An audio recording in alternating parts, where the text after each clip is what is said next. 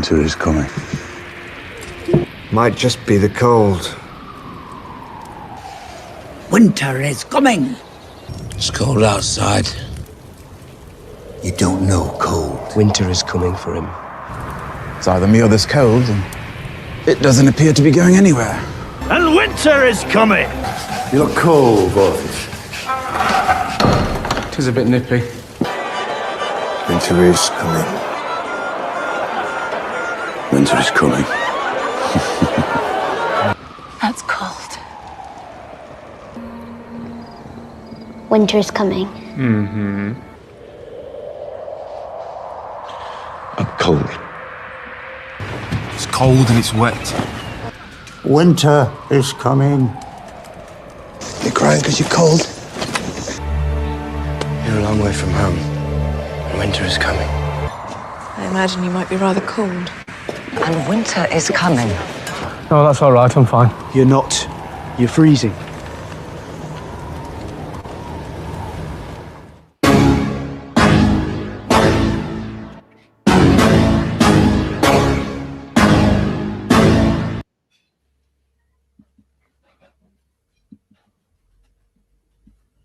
Winter is here.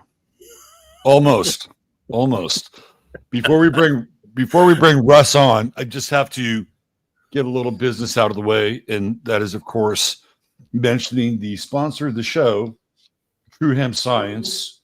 And True Hemp Science is your one-stop shop for all things CBD. It was named the best CBD dispensary in Austin, Texas in 2024, which says a lot about the CBD and Chris himself. So if you're new here, go to truehempscience.com, check out what they have. You can type in 15MINS when you check out, and that will get you a goodie bag. And this is these are some of the things you'll find in the goodie bag. More than likely, you're going to get a couple of these starlight gummies or moon dust gummies. They're fantastic. They're almost worth the price of admission for your order. $150 or more gets you free shipping, and there's always a 30-day money-back guarantee. Plus, you can make an appointment with Chris or one of his staff and find out which of the products works best for you. So there you go, trimscience.com. We got that out of the way. And let's bring on the man himself, Mr. Russ Winter. What's going on, Russ? Not much. What fires up the brain with those gummies? You know, if you don't want to be sleepy, I got sleepy time kind of handled. Yeah, so the brain fog going. So he's got a bunch of stuff, right? Like, so here, this is Solara, and then I really like this. This is Synapta, and this is what helps your brain get going. I love this stuff. In fact, I love it so much. Synapta fires up the brain a little bit. Absolutely, yeah. And then the Solara is really good. So what these are blends of like CBDA. This one has a little bit of THC, like a variant of THC. So Chris is like an alchemist. He's like a mad scientist, and he puts all these things together, and I find them to be very effective. So the gummies, these starlight gummies or the moon dust gummies, how would I describe it? You're going to get a bit of a buzz, right? It's not like a heavy duty THC buzz, but you are going to, this is Chris's adverb for it. You're going to feel lifted. You do. You feel lifted. You feel like, hey, sort of the rough edges of the world have come off, and I'm still clear, and I'm still able to do things, and it's a good quality product, and it's legal. So there you go. Can he ship it to Europe? I don't know. I'll ask him. We'll figure it out. All right. We'll get some. Nothing of my personal problems, but we'll get something to you, Russ. I'll make sure of that. So how's Mr. Sunshine today? Mr. Sunshine's good. I had a very good trip back to the family in Maryland. I always leave my house with trepidation. I've kind of developed this sort of a little bit of paranoia about. I've experienced that with traveling sometimes. Yep. Yeah. but it was an uneventful trip, including the trip back because we had a big snowstorm in Washington, D.C. And I'm actually kind of drawing a comparable with how Washington, D.C. area handles this stuff compared to California, which we'll get into. Yeah. And so the day of the storm came in the day I was supposed to leave, January 6th, and I was supposed to leave Dulles in the evening. And we looked out the window and said, no friggin' way, we're getting out of here. Really like 6-8 inches of snow, kind of back into a cul-de-sac, up on a little bit of a hill. But my son said, okay, let's go ahead. Let's just at least get down on the main roads, and maybe we could pick up an Uber down there. And so we got out of his cul-de-sac area, and he had to walk it back. When he came back, he had to walk it back to his house. So he had to sacrifice to get me out of there.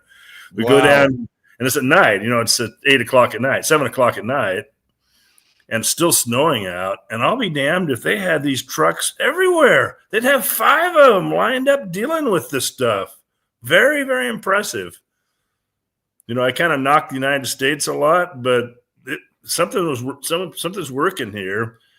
And then finally I said, okay, we'll go ahead and pull over in this little neighborhood and we'll use this guy's address to call an Uber. And the guy came in and he has the chains. He's got everything he needs to drive me to the airport, which is another 30 miles.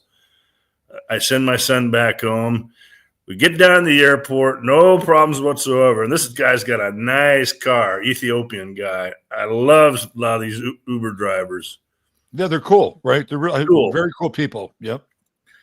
So I go to the plane and I'm the gate, and I'm not thinking I'm going to get on. I think, they're going to cancel it because you're looking up on the cancel board. A lot of cancellations, a lot of delays. Connecting flights aren't getting in time. And I'll be damned if they loaded us up on the plane. And then I'm kind of thinking negatively again. This is kind of why maybe you need some of this booster you're talking about. Listen, I don't travel without this. Yeah. Seriously. But I'm being very pessimistic because I think, an hour and a half, he's going to go back to the gate. I just know it. And they've got the de-icers out there. They're just cruising around for an hour and a half. So that's a little nerve-wracking. Then all of a sudden, he takes off. Totally uneventful flight back to Europe. No problems whatsoever. I couldn't believe that happened. So do you get a straight shot back to Prague, or do you have to stop and refuel somewhere? No, stopped in Munich, but and I actually barely made the flight to Prague because of the hour and a half delay on the tarmac. But I made it. Even made that flight okay. Mm-hmm. So anyway. So how old was your in comparison? You got L.A., which we'll talk about. Yeah. How old is your granddaughter now? 14 months. Really a pistol. Does she? So like this is the first time she's really getting a full dose of Grandpa Russ, right? Right. Yeah. And so how's your interaction with her? Do you guys hit it off? Well, she was kind of wary of me at first. She was kind of wary of strangers. I mean, a relative of mine brought over like an 18-month-old boy, really cute kid, who goes over and tries to hug my granddaughter, and she didn't have any of that. She's like, no, you got to earn No, you're it. not going to come over and hug me. You got to earn this, buddy. No.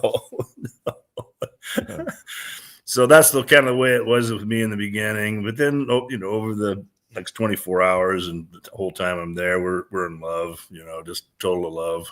Mm-hmm. Yeah, it's a beautiful thing. Are they one and done, or are they planning on having any more? Well, they're kind of old. Yeah. They're kind of old. I don't know. I think my son really likes being a dad. He does. But I can see why with this kid. Yeah. She's a beauty. Yeah. Well, cool. I'm glad you had some family time and back in the USSA. So between, I guess, the time that you took off and landed in Prague, we got a whole bunch of other stuff you queued up. But the headline really is what's going on in Los Angeles. And we'd be remiss if we didn't talk about this. Before we get into some of the stuff that you cobbled together over on Twitter, I put something together on Twitter today. I don't know if you saw it or not, but I talked about this yesterday on my podcast. And it has to do with Karen Bass, who is the mayor, right, of Los Angeles. And I did a big deep dive on her, community organizer, been to Cuba at least 15 times during Castro's reign. Not only her, but Antonio Villagrosa, who was the mayor before the last guy, Eric, what's his name? He was also part of this group. Bernadine Dorn, some of the Weather Underground were part of this group. So she is a dyed-in-the-wool Marxist. This is who this woman is, right? That is her political allegiance. And she had been meeting with a hardcore Chinese lobby influence group last year, March of last year, for 10 days. 10 days. It's not just any like, hey, we'd like to set up a shopping mall, and this is the highest level. This is the Belt and Road lobby. Okay. So she met with them for 10 days. She was told by the State Department not to meet with them. So she met with them, right? So she has these very I wouldn't call them interesting unless you want to use it in like, oh, interesting. These clandestine ties to the CCP. And it feels to me like so does Newsom, doesn't he? Totally. Newsom goes to China on a fairly frequent basis. Right. My theory is that when the United States essentially defaulted on all those loans in 2009, right, when all those, like when there was the housing crisis and Ben Bernanke had to come in and bail out all those institutions, right, where did they get the money from? China supplied the money. Yeah, but they're not gonna get it this time. Well, hold on a second. What did China get in return for the lending of the money? You think they just got T-bills or federal notes? No. I personally, I don't have any receipts, but my sense is they got real estate, right? And that real estate is sitting on the edge of the Pacific Ocean. Literally 3 states, Washington, Oregon, California, and Hawaii, right? So the CCP, like, I'll give you an example. When they needed to rebuild the Bay Bridge, California was forced to use a Chinese company to do that. Could use an American company, could use a California. It's a Chinese company that did that, right? So there's this kind of undercurrent, right? Sort of colonization going on. Yeah, colonies. Right, exactly, right? Okay, so one of the things that I keyed into is that you look at all these major cities, with the exception of New York, because New York has Eric Adams. You look at all these major, I wouldn't say all, but a majority of these cities, the mayors are female and black. So you have London Breed in San Francisco. You've got Karen Bass in Los Angeles. You had Lori Lightfoot in Chicago, right? And they're all Marxists. They're all Marxists.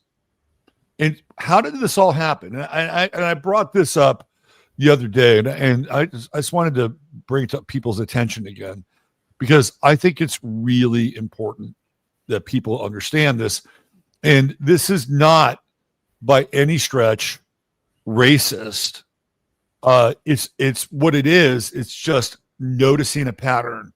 So if you go back and look at, there was a shift in mayoral power back in the 1970s and 80s, right? And so what do you see here, right? You see black men as mayors of major cities.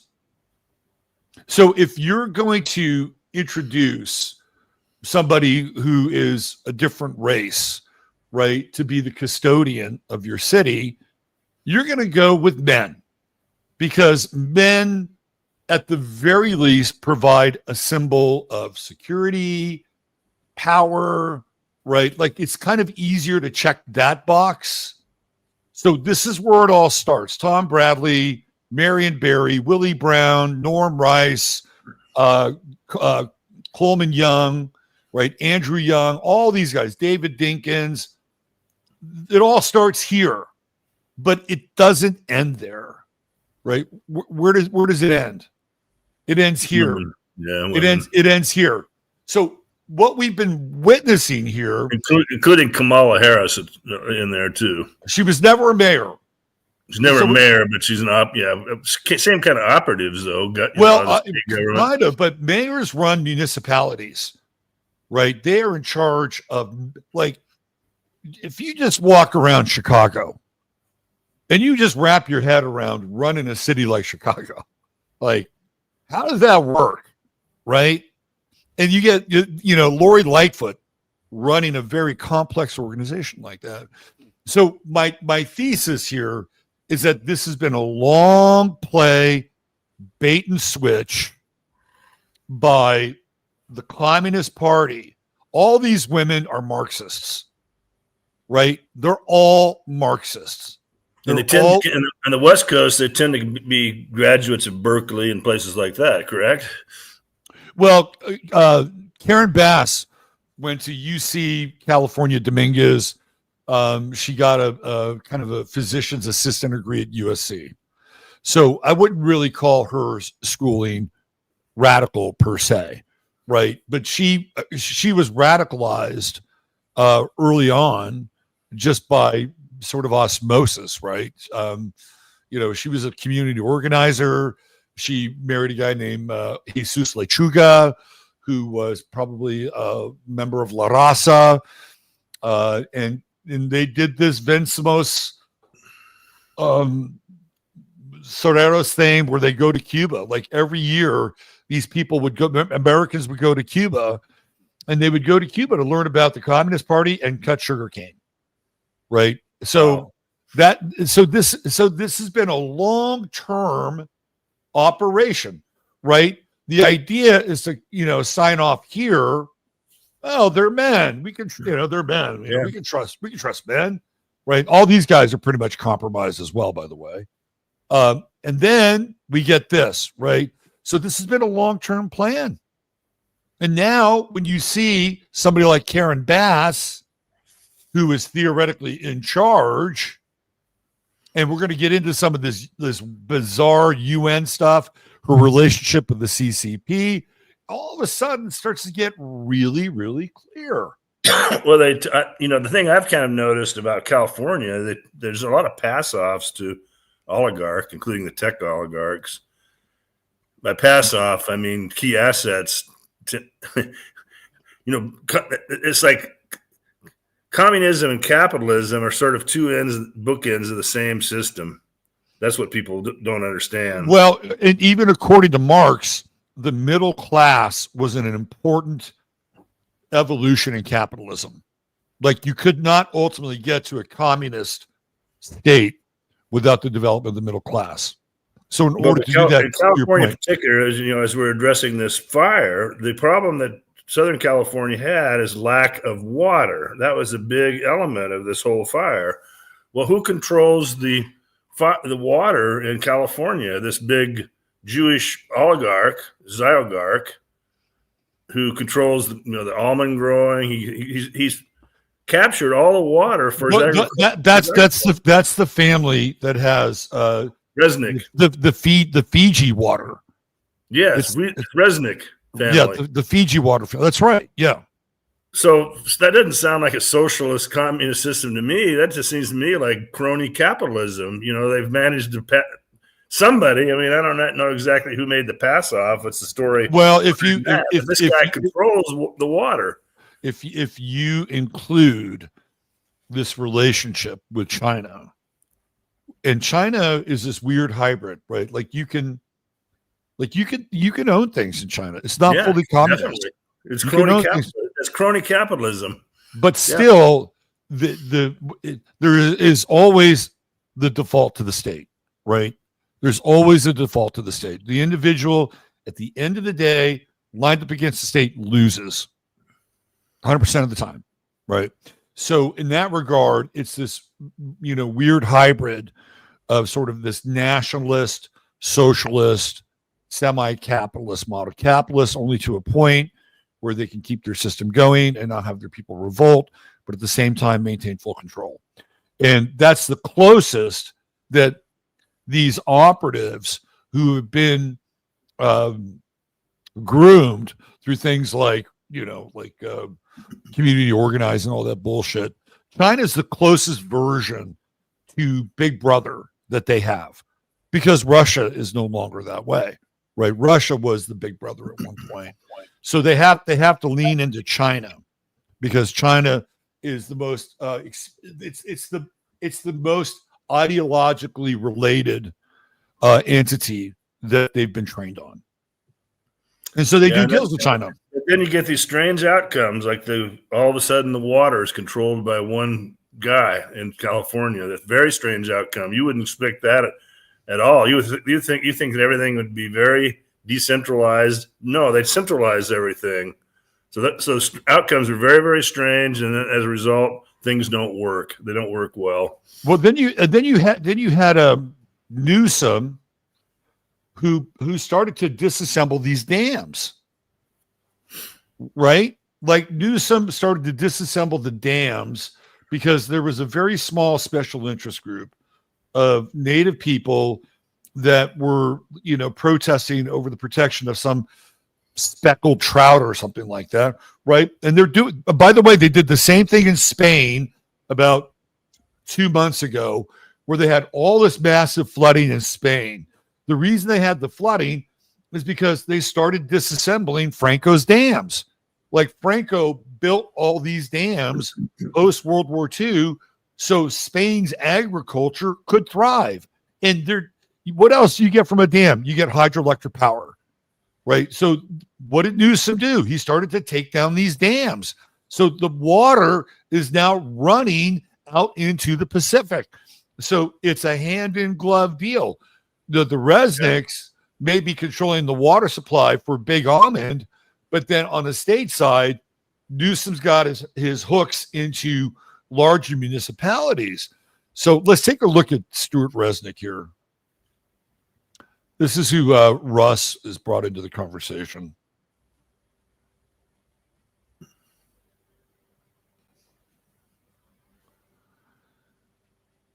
So he's an American billionaire, born December 24th, went to UCLA, and has had his hands in a lot of things.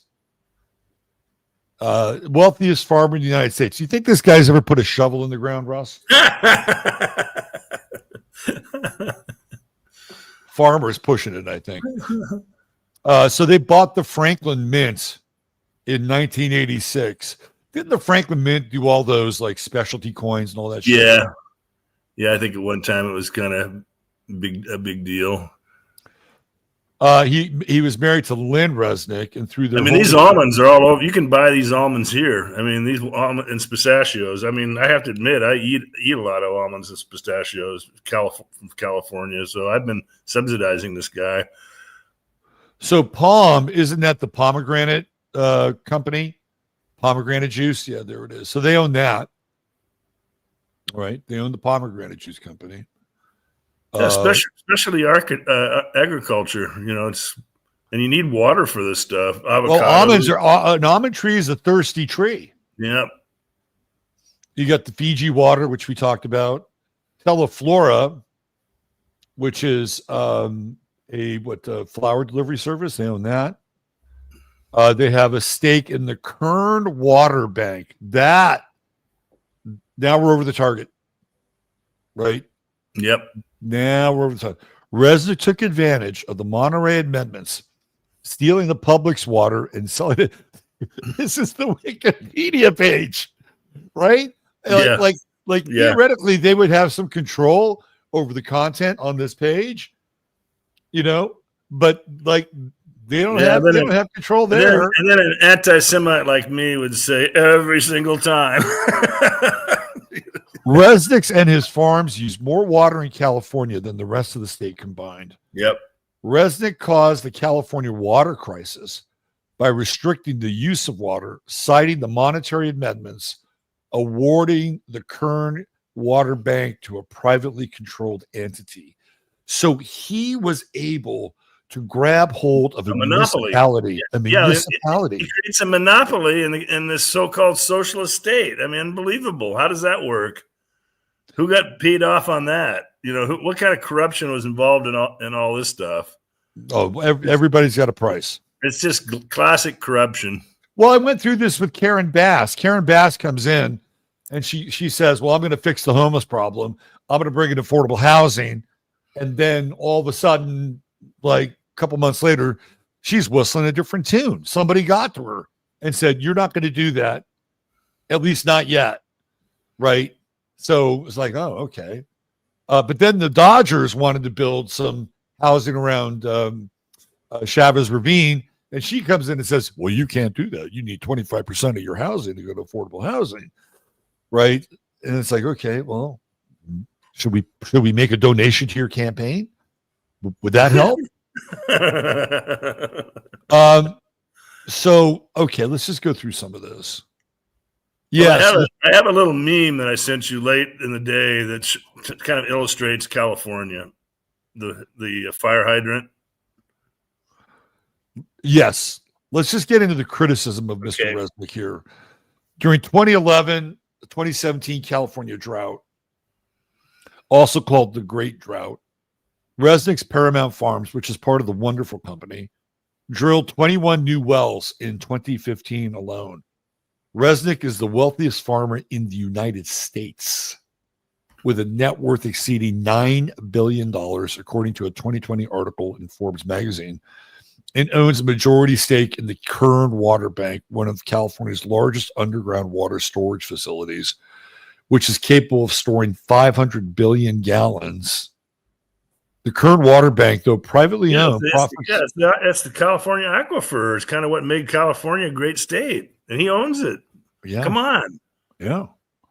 Okay, well, you got some great almond crops out of it, but meanwhile, you got a lot of people you've got to kind of provide services to, including being able to put out fires. So I wonder, okay, this guy Robbie Starbuck, you know who he is? Yeah. Do you think Robbie Starbuck would lead? Because he's been on the front lines, like the Bud Light stuff, the Tractor Supply, like getting boycotts going, right? Because these companies are woke. Do you think that he would stick his nose in this? Of course not. And tell people not to buy Fiji water. Not. Of course not. Every single time, come on. You're asking an anti-Semite that question? Russ Winter, you're an anti-Semite because you think it's because the guy's a Jew that he can get away with all this stuff? Yes, that's what I believe. I'm gonna call Robbie Starbuck out on Twitter. Yeah. Say, hey man, why don't you organize a boycott against this dude? Yeah, well, we have a little thing on our on Fetzer store that we got going. Is they probably have like 50 pizzas delivered to his house. Hey, it could be worse. It could be worse. He could have the Nick what's his name treatment.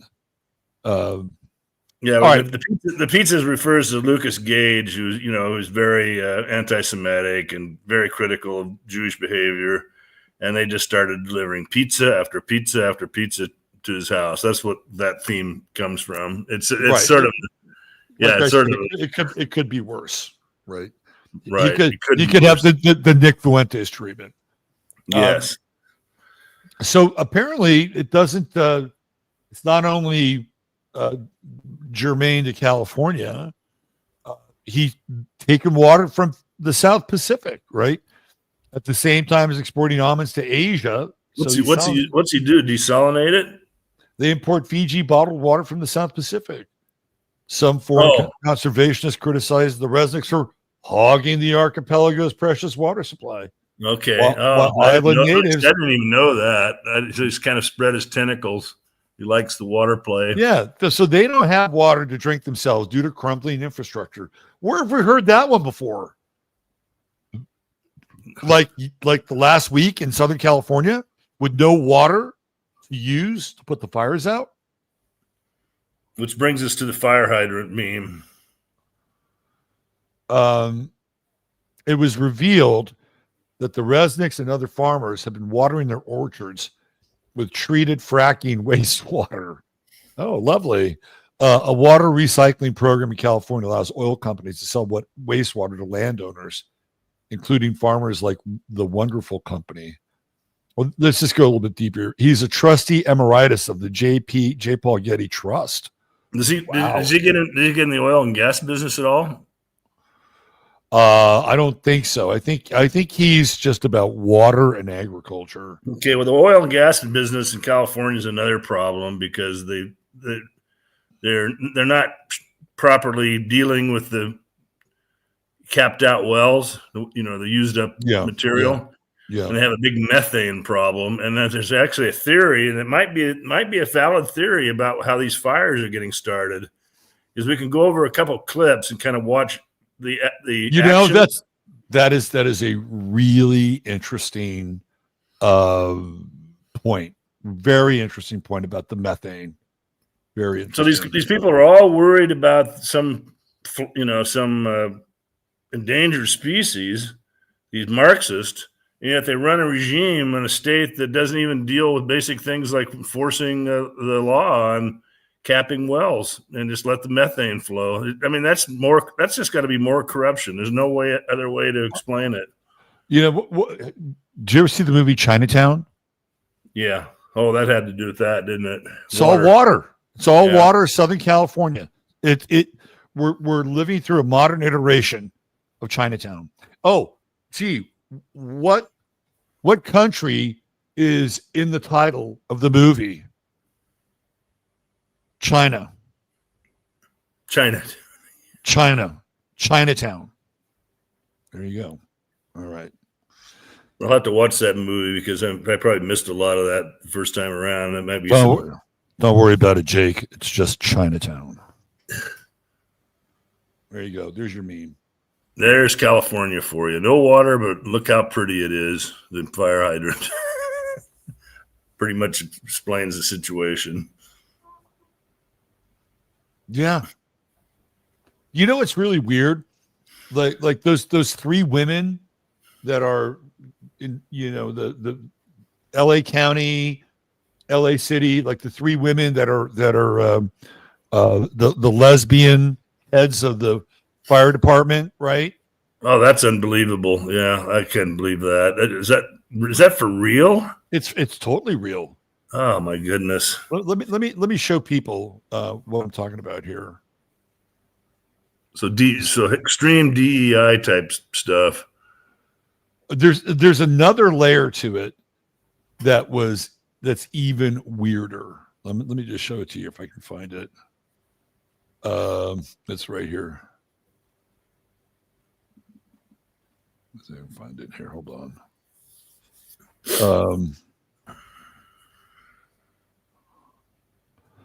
The three women that are all quote unquote lesbians, right? These first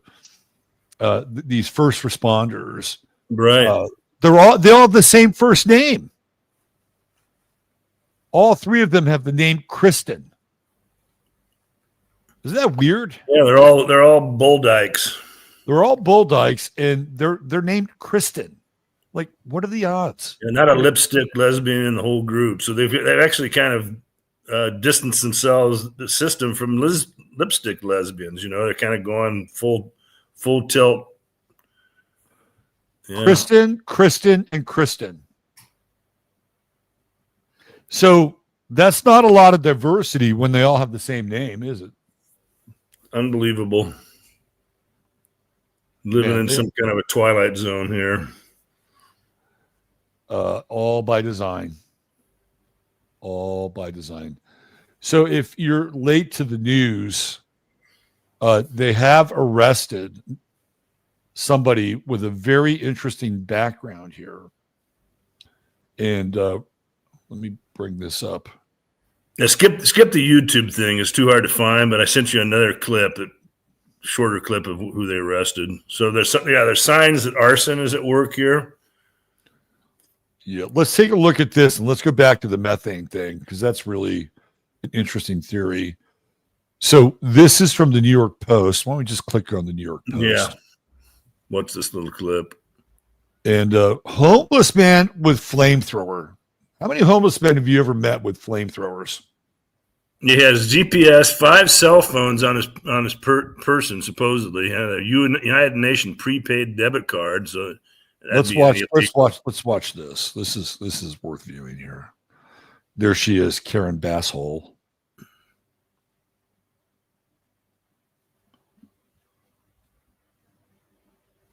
You see the guy over there on the right side under the thing, Jack. That tells you that gives you the story.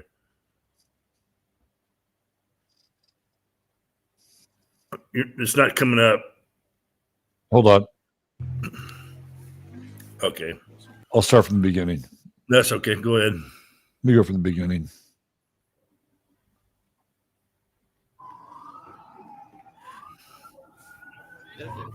Can't close up on that face, bro.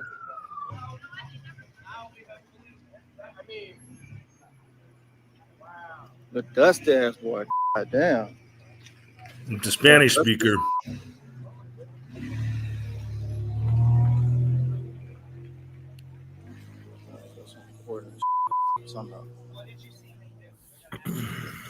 Update. They got him. Okay, so let's go into the details here. Now, by the way, anything that comes out of the New York Post, I really distrust. I think New York Post is what I call, we're going to get into it later in our show, the kosher right. And so there's a lot of psyops going on. And, in our last show, we talked about the Hebrew Immigration Assistance Society, AIS. HIAS, yeah. So first, what these guys like to do is they like to bring in non-compatible people into countries and lower the trust level, so they become very low trust societies. Nobody really trusts each other. There's no comradeship or fraternity. They get rid of all that by bringing in illegals, which is what the Hebrews and the Hebrew Society did, and also the Catholics flooded the country with illegals. And that's the kosher left. Okay. Now the kosher right, which is what Trump is doing, is the salami to this strategy. You understand? The salami is where you get two ends of the pole and work it against each other. Yeah. You get people all riled up. And the way they'll do it is little scenes like this. They'll interject. And this could be a psyop. They'll intersect a Spanish people guy to be getting people talking along the vein of what happened in New Orleans. We'll touch on that a little bit. What happened in Las Vegas. What happened in the New York subway fire. Those, I believe, are staged events to incite and inflame people against the first salami that they brought in, which is a bunch of low trust people, to create a low trust society. And that really destroys. That's nation destroying type stuff. That makes sense? Oh, absolutely. Yeah. Yeah, totally. Yeah. I mean, so we look at these stories, we got to think of it in that vein. We got to think of this salami strategy. So this guy's got a butane torch. He doesn't have a flamethrower. He's got basically an like a workshop acetylene torch, right? That's what he's got. Let's just go through this a little bit here. Tackled by brave onlookers. All right, people get involved here. The unidentified suspect was seen riding around Woodland Hills on a bicycle on Thursday afternoon, setting fire to several old Christmas trees and garbage cans at the same time as the Kenneth fire started.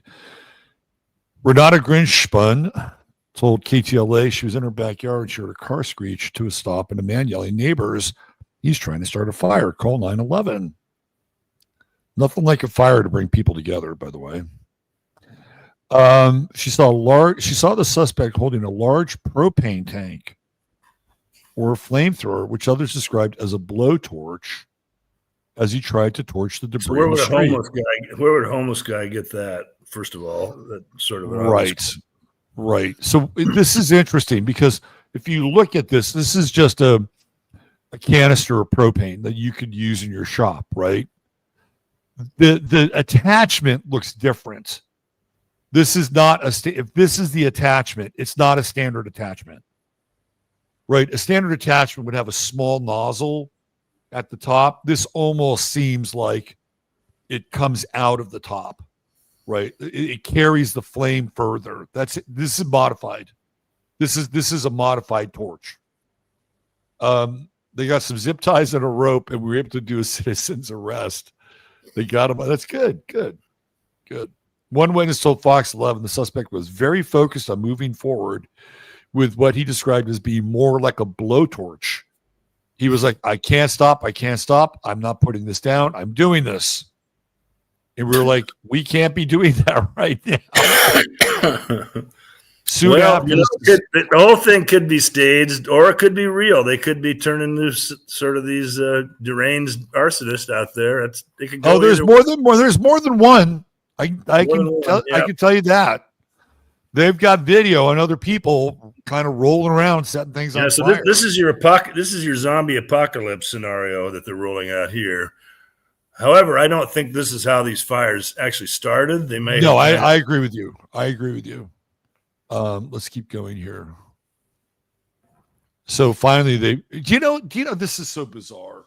They did not want to use the ocean water because they thought it would be a danger to the environment, and instead they used that whatever sort of phosphorus kind of like chemicals. Yeah. Like that's not going to have an impact on like, oh no, we're right next to the Pacific Ocean. Gee, the salt water would have a harsh effect on the environment. Let's use some chemicals instead, which is what happened. I want to get to the passport. Is the passport stuff in here? I don't know anything about that. He's got a passport? Oh, there is okay. All right. There was a guy that was arrested. Let me see if I can find it. Who had 5 passports on him. 5 passports, and it's right here. Let me see if I can get this up. Yeah, so that makes it look like it's some kind of a sleeper cell operation going on. It's the same guy. Yeah, it's hold on. Let me see. It could be real. It could be fake. I mean, I'm not making the call either way. I'm just kind of saying this. It sounds to me like a salami strategy of really getting people riled up because you've created this low trust society. You've brought in people and you created a low trust society, and everybody's low trust, and so they're going to react to this type of stuff, and it just fuels their narrative, which I think is ultimately the complete destruction of the United States as we know it. Oh, we're an endgame. We are an endgame. I have no doubt about it. You want to take a look at the starting of the fire in that one piece I sent? Just kind of look at some films of how this is like an overhead from outer space showing 3 combustible fires breaking out almost identically simultaneously. How does that work? I just want to bring this up here because we need to close the chapter on this. Okay, so let me bring this up. This is from this guy Michael Yon. I don't know if you follow him. I don't really follow him that much, but he seems to be quite popular on Twitter. This is what he has to say about this whole thing.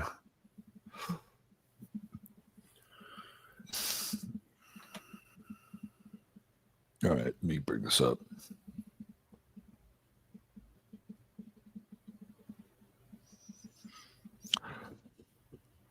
All right, so this is the same story, same guy. Michael Yon says the guy reportedly had 5 cell phones in his name and had a prepaid debit card from the United Nations. I am in the UN headquarters complex in Panama right now. This is him. This is this Michael Yon guy. So supposedly that's what he had on him. 5 cell phones and a prepaid. But again, it's the New York Post. New York Post is very sketchy now.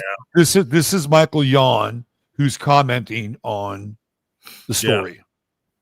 Yeah. Okay, so take it with a grain of salt because it's the source. So my feeling is that they want to accelerate Agenda 2030. This is what this is about. They want to wipe out all that property. They want to build the stack 'em and pack 'ems and the high rises, which we theoretically would qualify as affordable housing, right? And who do we know that is great at Agenda 2030 shit? It's China. Like, that's what they specialize in. Social credit score, stack 'em and pack 'ems. The UN's in on it. The UN wants to, they don't, it could be China, it could be Brazil. They don't care what country it is, as long as the country helps them achieve their goals, which is ultimately creating this one world 2030. Everybody's living under the same house rules as everybody else, except for the super rich, of course. That's my theory. This fire really went after the super rich big time. Wiped out their homes in Malibu. Absolutely. That's a little bit absolutely. To me, that's astrological, right? Like we're like astrologically, we're in Pluto and Aquarius. And Aquarius is sudden and swift. It's the great leveler. And we're coming out of this Capricorn, very long Pluto and Capricorn phase. And Capricorn is the apex of the chart. It's the 10th house. And so we're on the other side of it now. And Aquarius doesn't really care whether you're rich or poor, right? That's the whole thing about Aquarius. It just, it's sudden, it's swift, and it's the great leveler.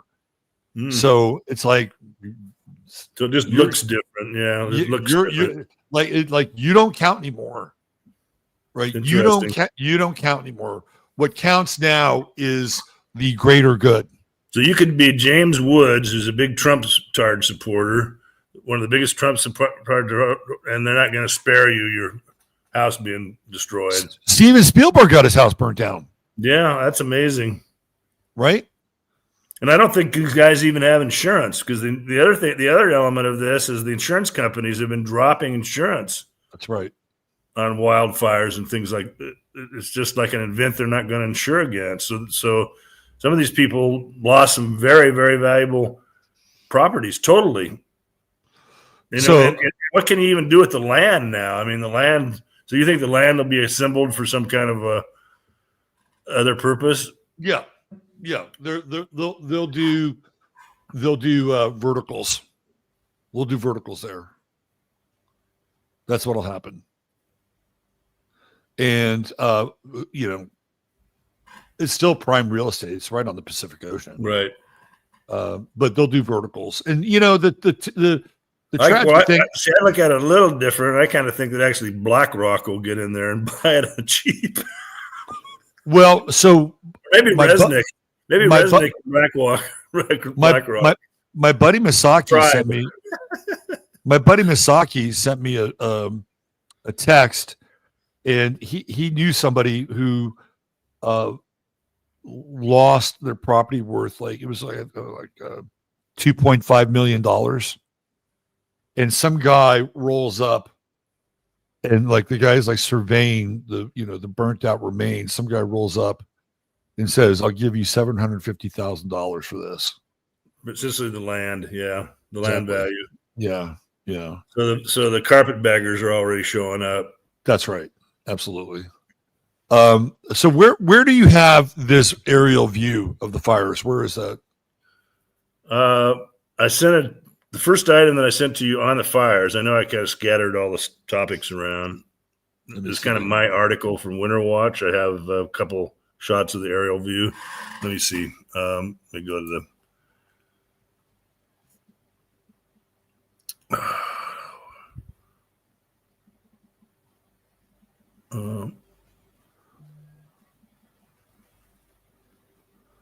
Okay, I got the Kobayashi letter. The Elon Musk confirms he serves Israel. Gordon Johnson. Here we go. Is it your Winter Watch post? Yeah. Okay. By the way, Winter Watch is Russ's website. If you're not familiar with it, winterwatch.net. Yeah. Winterwatch.net. Go there, check it out. He's always on top of the news cycle and the news curve with his own unique perspectives.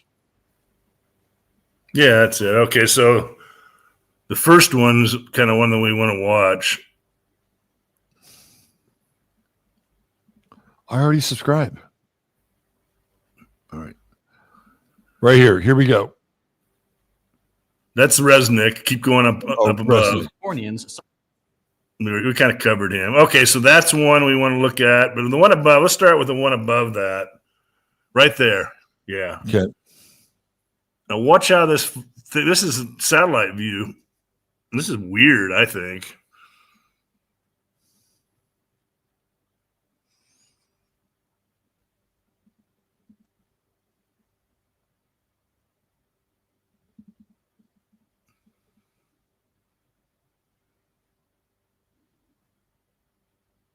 That almost seems like a science project. I know. It's just it's almost identical. Combustible explosion, just boom, almost all at the same time. The one on the northwest goes off a little slower, but is actually the bigger of them. That's how these fires started. 3 of them, 3 big fires, just exploding almost instantaneously. Let's slow this down. Yeah, get the screen a little larger.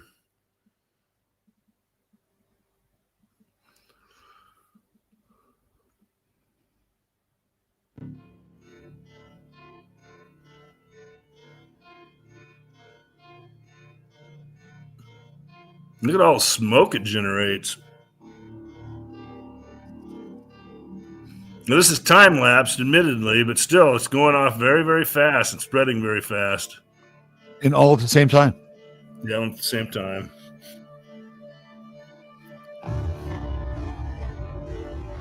Okay, then the one down below that shows a little more of a close-up going off up on a hill that somebody photographed.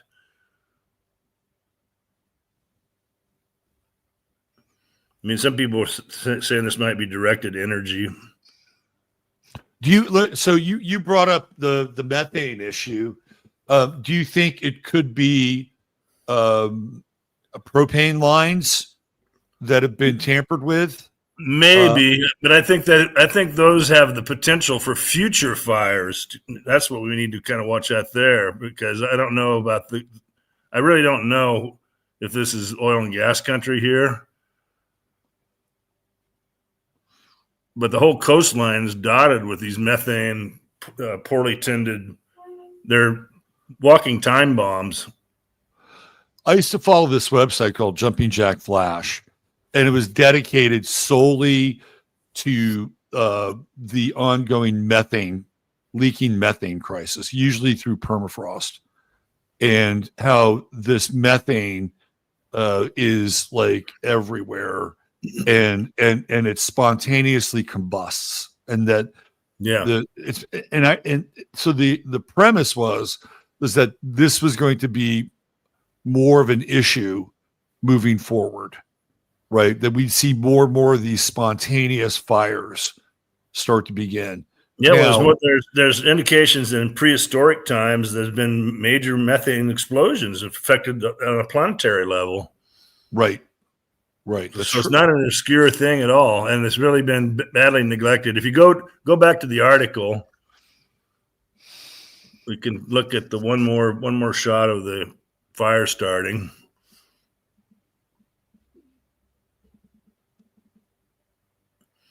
Yeah, that one.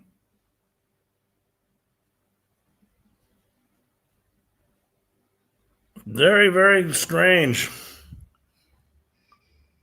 I mean, it looks combustible. Looks like something's been flared.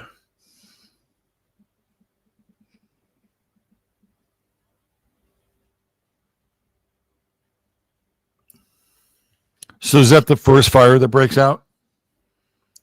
No, I think it might be one of the fires. Okay. You know, when people were finally turning their cameras to the stuff, because it spread around pretty quickly. And then down below, I have a commentary on the methane and the oil and gas wells. Let's check that out.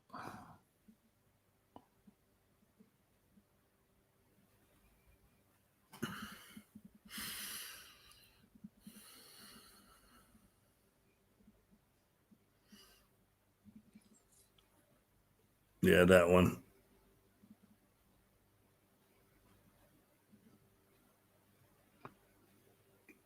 So we have inactivity at the wellhead. Operators have few regulatory requirements to inspect and maintain the condition of idle wells. And since the wells are no longer producing oil and gas, there is not a financial incentive to do so either. As a result, idle wells can quickly start to leak hydrocarbons into the air. Report by researchers Lebel et al. 2020 sampled 121 wells in California to measure for methane leakage. The majority of the wells were identified as leaking, including 11 of 17 idle wells, 4 of the 6 active wells, and 34 of the 97 plugged and abandoned wells. The results show that idle wells commonly leak, and the average measured leakage rate of 35.4 grams, is that what that is? CH1 shows that the leaking volumes are substantial. At that rate, an average idle well leaks 1/3 of a ton of methane each year. That's a lot. Not to mention the cocktail of other toxins. I would submit that these are really could be targeted for sabotage. These are perfect. Sure. Hydrocarbon leakage is not a small issue limited to a subset of wells. It is a systemic issue that exists industry-wide. It will continue to get worse as well site infrastructure ages and decays. Yeah. Now, who sabotages? I mean, I have my own theories about who really sabotages stuff, but you prime the pump with this little story that we saw in the New York Post of them arresting this Spanish-speaking brown guy with sort of what I think was kind of a flaky story. But you put that little grain in people's mind, and the next thing you know, there's sabotage going on, and you got this sleeper cell thing, and you enter Muslims into the equation, and all the things that the magatards are terrified of, and that Trump clearly. I mean, I guess at some point we're going to drop into New Orleans, and that is definitely in that bucket, right? The New Orleans thing is definitely in that bucket. Do you want to go there now? Or do you want to talk more about these fires? Do you want to go there now? Or do you want to talk more about these fires? Yeah, we got the fires covered. I think that's a good one to wrap up on. Okay, so this was on New Year's Eve in New Orleans, and it was in the I guess the French Quarter. It's not Mardi Gras, but it's their New Year's celebration, and an army soldier drove his car supposedly into a crowd. He also had it was a truck. It was a rented truck. Yeah, there's army soldiers. The commonality between the last so-called guy that attempted assassination on Trump at the golf course and the Cybertruck guy, was another odd story. The Cybertruck, I think that's in its own category. Like there's some like crossover between these two dudes, but that Cybertruck thing is very weird. It's like they're both weird, but the Cybertruck thing is very weird because of who that guy was and like kind of what was going on before all that happened. Like some people think that truck was commandeered. Right, like he wasn't even driving the truck. Like, so let's talk about these one at a time because I think they're connected, but they're also different. But there's some certain commonality to Fort Bragg. Of course, Fort Bragg is the big PSYOP headquarters for the U.S. military, and they're so not even really hiding the source of where these guys come from. Right. So this guy who is supposedly Muslim he's from Houston. He grew up in Houston. Okay.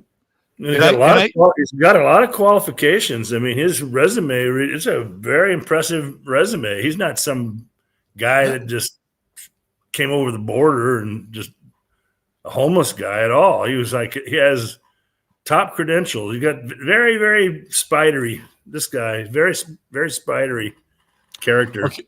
So I did this little kind of a thought exercise. It's not even really a thought exercise. It's more of a noticing exercise, right? So if you type in his name, and I wonder if they've scrubbed his picture. Okay, this is the picture I want. Okay, so I want you to take a look at. Let's see, where are we? Okay, so take a look at that guy right there. Right? Does he look Muslim? Arab? No, it could be an American black that's going to become a Muslim convert. But for most people, if most people, if you ask them, does this guy look like a Muslim? What do you think they would say? Probably not, but I would notice that the guy's name is Jabbar, Kareem Abdul-Jabbar. There's an example of a guy that converted to Muslim, become a converted Muslim. Russ, this is what he looked like. Wow. Yeah, I know. It's very spidery feeling. So how do you get from this to running over innocent people in New Orleans, right? It's not just running them over, right? He went through like a Sammy Sosa effect here. Like they completely turned this guy into a different being. Yeah, demonic, more demonic. Yeah. Not only that, they lightened his skin, for crying out loud, right? Like, look, he looks like a brother. Wow. Yeah, not the same guy. No, that's not the same guy. No, and I've been trying to point this out to people. Look at that. So, what is going on here? You like to use the word black magic, which in some ways might be considered a bit racist in this context, but leaving that aside, you like to use that word. Like there is some black fucking magic going on here. Yeah, I hadn't spotted that. Thanks for that one. But Jabbar, so that could be a convert to Muslim. Sure, he grew up and he was born in Beaumont, Texas, oil country, by the way. I think he grew up in worked in real estate in the Houston area. And this guy, right? He's in the army. He's kind of a Texas good old boy. I mean, that's weird. Yeah, it is. The guy. It just kind of comes across it serving in the military, Fort Bragg. Like what? WTF on this one? What? And of course, he's got to have an ISIS flag, which that's on the vehicle's trailer hitch. That's ridiculous. That's ridiculous. And it's a rented vehicle. No, I can see where there might be a narrative where he's like pro-Palestinian, like many of us are. So, but they could run that narrative, and I don't know if I've really seen that. But there's a manifesto involved. I think this guy's a cutout. He's fake cutout all the way. Jabbar's been married. Once again, I remind everybody: why do these so-called villains kill innocent people? Why is that always the target? It makes no sense. If you really wanted to sacrifice your life for some perceived cause, you'd go after high-value targets. You're not just going to go down to Bourbon Street and run a bunch of people down. It's nonsense. It makes no sense at all. No. And so that's when I see that happening, when I look at the victims. Now, the one in Vegas is a little different because it's a little more of a high-profile target. So that theory kind of falls sway there. But in this instance, this story makes no sense. And then to top it off, I've got the little clip on there of the New York Post reporter. You see that in your messages? Yeah. So they take this hitherto unknown New York Post reporter and give her immediate access into this guy's apartment. And she goes around and it turns out that this New York Post reporter is a former Israeli military and a hardcore Zionist. Right.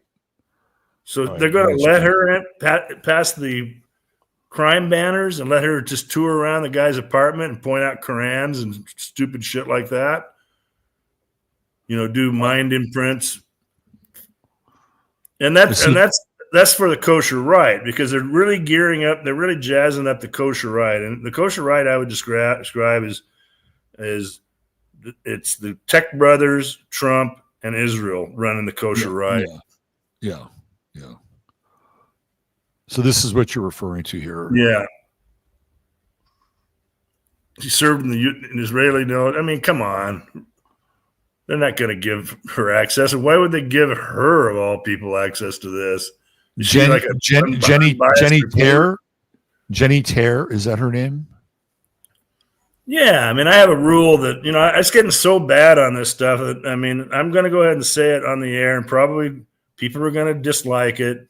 Give me some, I'm not going to get the love that I want or deserve, but I'm going to say it. For every 3 words that comes out of these Jews' mouths, 2 of them are lies, almost consistently. And this is another example. Well, it's not a good look, right? Is it? You got this Resnick guy who is basically stealing everybody's water in the South Pacific in California. And now you've got this kind of low-level operative who is pushing a narrative. I have Jewish people that watch this show and follow the content, right? And it's like, they are not these people. So I need to be clear about that. I just have to be very clear that they're not these people. That said, there are those people in the operations and the in group that you're talking about. And in that situation, you can't trust them. You cannot trust them. No. So, and this is a problematic piece, right? Like, if you're Jewish and then you have these people inside of your faith or your community, however you want to, parse that out, like, theoretically they are somehow connected, tangentially connected to you, right? And they're bringing you down. Like, they are bringing you down. Because the problem is they've got so many of them indoctrinated that they can't register a complaint. I'm just keeping it 100. Right? If you're Jewish and you have a conscience, these people are bringing you down. They are actually traitors. But you're being pressured by your own in group not to speak out, and that makes the problem worse. That's a problem. And then that really pisses off people like me who put myself out on the line. So if you're a Jew, just addressing the Jews in the audience, if you're quiet about all this stuff and you don't say a word, that pisses me off. People like me off. Now maybe you don't care, but I'm bringing it to the table. So I got a lot of Libra in my chart. So I got to keep it also kind of real and fair too. Like, on our side of the ledger sheet, we got the right Christian, the right Catholic, right, the right Freemasonic sellouts on our side too, right? And those are people that, that we have to be conscious of. Just because they're white and just because they're Christian or just because they're Catholic doesn't mean that we check that box and say, oh yeah, well, that's good. At least they're white, right? No, like, wrong is wrong. Evil is evil. Let's just cut to the fucking chase. Right. And it's kind of transitioning into this kosher right narrative led by Trump, and we're going to get a lot of it. It's going to be really something to behold, and that's kind of really the topic of the rest of the discussion: the creation and the emergence of the kosher right as a salami strategy, and it's based upon very anti-Muslim, exaggerating all the threat of the Muslims, destroying the Muslim world. Wrecking the Middle East, creating more refugees, creating more low trust societies. And those I believe are strategies to destroy the Western world as well as the Muslim world. Yeah. And these are sworn enemies of humanity, is my opinion. I've gone so far on this stuff when I've looked at it that I think this is a real threat to humanity. Trump's leading, I have to say. So, have you been following the rift between Steve Bannon and Elon Musk at all? I don't exactly understand the nature of it because they both seem to be Zionist to me. Am I wrong? I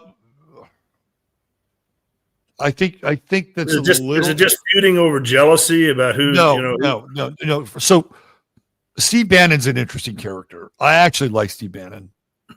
And yeah, there are ties to Breitbart and all that, and where it all originated. But Bannon seems to have he's kind of broken away from the pack, and he has been raking Elon Musk out just over the coals, raking him over the coals. And it doesn't get into but about what specifically? Can you give me some examples? This is all a little new to me. So, let me see if I can just find something here. It's better to just watch him in action. Steve Bannon is an incredibly articulate, passionate, historical. He's like historically astute, and he's a very interesting cat. So let me see if I can find the right clip here of the Bannon taking on Musk. Let me see if I can get to it. Everybody has their own little commentary. Well, Elon Musk is leading the charge with the kosher right, and you'll notice that even Zuckerberg all of a sudden flipped his tune. Right. So this is over the H1B1 stuff. Okay. All right. So I'm just going to cue this up here, and this is on a show called Real America's Voice, and Bannon doesn't pull any punches with Elon Musk, which I appreciate. I'm not a Musk guy myself. I'm not a Muscovite. No, he's a phony, total phony. Yeah, he's a turtle on the fence post. Yep. All right, so here we go. This is the clip here. He's got a glass jaw. He can't take because of the autism or where he's on the spectrum. He's clearly not. He's got the maturity of an 11-year-old. You can tell that. But it's obvious. He can't take criticism. One of his weaknesses is that he needs to be loved. He needs the masses to love him. You can tell he's on the stage. He needs that glory. For instance, I don't give a damn. Right? Hey, as long as the objective, that's why 12 o'clock guys are my movie. It's the objective. Whatever happens doesn't matter. It's the objective. It's the objective that counts and nothing else. They say it win at all costs. But hey, you have to win. You don't need anything else. He must have adoration. You can tell that. It lights him up. So then when the platform, when his apparatus turns against him, and particularly people that cheered him saying, hey, we hate what you're doing to this country. We know now that you're lying to us, bald-faced lie. These are not higher skilled people. When they turn, all of a sudden he has to go to what's the Chinese credit score. This is to have a digital ghetto and to only have raised up what praises him. That is like the little boy's mentality. If I want to be the superhero, I want to put the cape on and kind of skip around. So you get a sense there. But I mean, I think he's spot on. So what she did is she cut off a really important part of that quip or that clip. And he says, when I was in Denver, which was prison, he said there were guys there called chomos, and they would run around with capes and pretend they were like superheroes. Like, this is in prison. And he equated Elon Musk with one of those guys. So yeah. Bannon is Bannon's like this voice of the conscience, and he calls things out, right? Well, he sounds like he sort of has a true America First. He does. And Elon Musk is just whatever suits him or whatever works for him. I need some more tech workers. Right. And I'm going to pressure Trump to push this program. And I don't know if Trump dry around it and is backing down on it.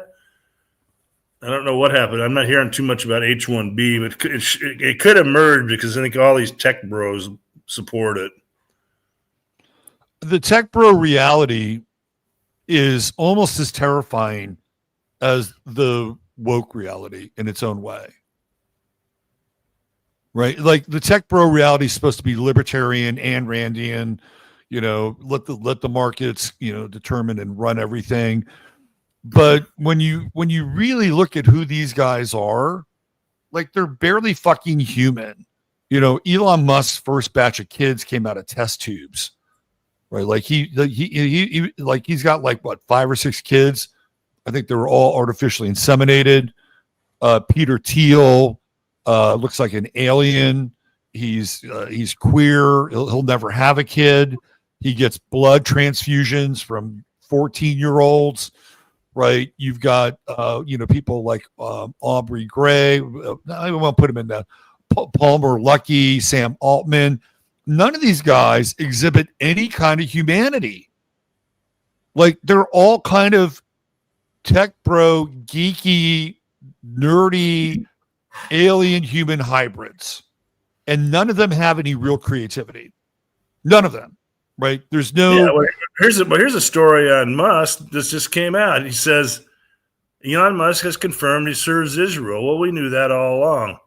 We have no choice but to eliminate the people who would oppose the state of Israel. He said this in an interview with German AFD leader. Well, the German AFD party is another frigging kosher right movement. Very pro-Israel. And more of this Ayn Randian stuff. That's the salami. That's a very important point because Ayn Randian, that's the Resnick formula in California, right? Where you use big government really as your tool to get you a bunch of people to sweep the floors from India, cheap labor, it's like exporting water from Fiji and destroying their infrastructure. It's like a hop, a skip, and a jump from that. And being able to somehow manage to gain control of a public municipality in the Kern Water Bank.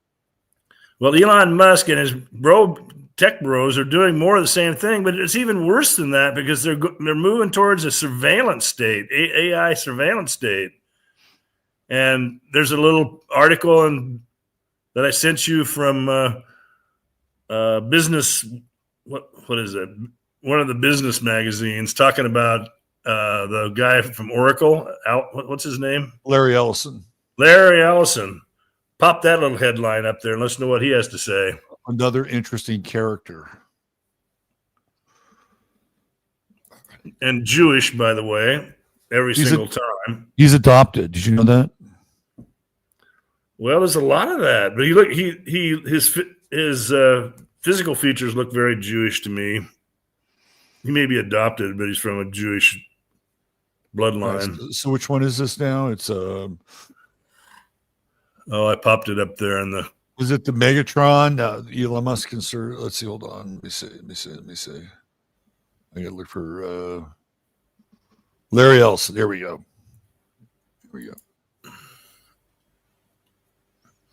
No, Larry Ellison is a big donor. He's not politically outspoken. He's a big donor though, big supporter of Israel.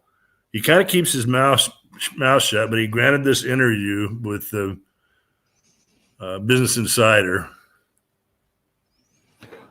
Typical. This is typical. Larry Ellison, who started Oracle, which is basically spreadsheets. And being able to computationally kind of predict arithmetical models. He didn't even invent it. It was another company, and he jumped on their technology and just kind of tweaked it, and boom, there was Oracle. Yeah, he's a consolidator. That's how he's made. He's very good at grabbing technology which is what Elon Musk has done, by the way. Right. All right. So anyway, he basically says that the vast AI fueled surveillance system can ensure, quote, citizens will be on their best behavior. Well, yeah. So that's just a quote from him. That's not a story, right? Yeah. Well, it's a story. Yeah, but I just grabbed the headline. You can, if you want to read the story, you can, but I just grabbed the headline. Yeah, he's another guy that's into blood transfusion, by the way. So I don't like the way these tech bros have kind of emerged on the scene, banded together under the same sort of Ayn Randian philosophies. Right. And Trump's in on it too. And they're in power, and they're gonna run their program. And it's this whole idea of Marxism with capitalism at two ends of the spectrum, because it centralizes power, both Marxist and crony capitalists. Right. One of the things that people were, I would say, moderately hopeful for in the run-up to the election is that Trump would have enough influencers around him this go-round where he would make different decisions, different choices, prioritize different programs, and be a better version of what he was in 2016 to 2020. And I think that there was a general hope that people like Robert F. Kennedy or Tulsi Gabbard, but those are head fakes. Those are head fakes.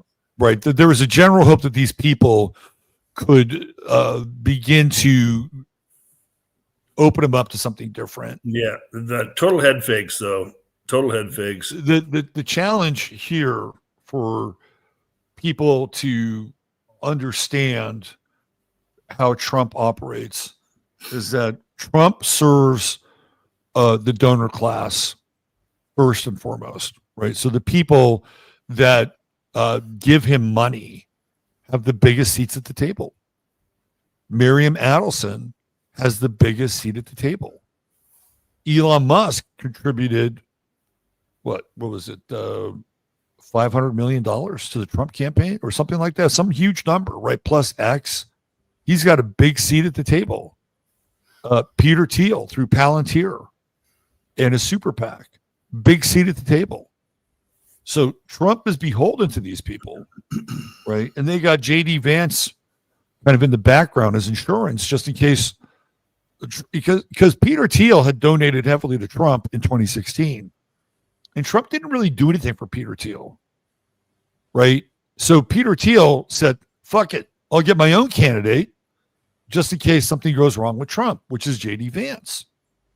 And so he did that whole thing with J.D. Vance and the venture capital stuff with J.D. Vance. So now Peter Thiel has Trump and J.D. Vance just in case Trump goes AWOL, right? So Trump has to serve the interests of the people who have given him the most money. And then whatever is left over after that might be suitable for the rest of us. So in this case, what you're talking about are the tech bros. They've come through and they've invested heavily in Donald Trump. So we're going to be seeing their agenda. And it's already sparked a huge split in MAGA. Steve Bannon being indicative of that. Steve Bannon said, well, hold on a second. That's not America first. That's Elon Musk first, or that's AI first, or whatever, right? I think this is going to be the big story through the Trump administration is the fragmentation of MAGA and how MAGA theoretically is going to have to hold his feet to the fire, or they are going to have to be marginalized. Well, one of the things MAGA is going to do, and the Israelis are already funding it. They're ponying up $150 million to run their agenda, their Hasbara agenda. Yeah, they're going to be buying influencers. They're going to be spreading a lot of money around to sort of right wing type people that have a following.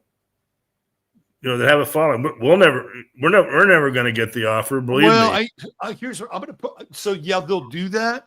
But okay, let's use somebody like Benny Johnson, who has Trump's dick in his mouth. I think people are seeing through Benny Johnson.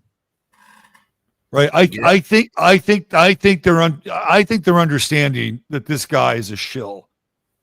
And I think that they're starting to figure out that there are people in the alternative media that they cannot trust.